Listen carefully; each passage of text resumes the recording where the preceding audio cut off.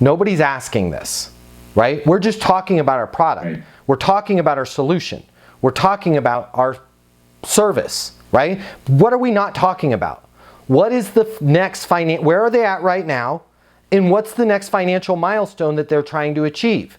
Guess who else is not talking about this? Your competition, okay? So whatever the number is, call it 200,000, 2 million, whatever it is, I don't care. And Dave just pulled the number out, which is really low actually for a flower shop. Let's call it 2 million. Let's add a 0 to that, right? That's more likely for 2 flower shop locations. And he wants to be at 2,200,000, right? A 10% increase. Listen to how I can turn the corner. Dave, I totally get it based on everything that you're telling me with your current advertising campaign, where you're doing things right now, the fact that you've had these 2 locations, that you guys have been in business for over 5 years.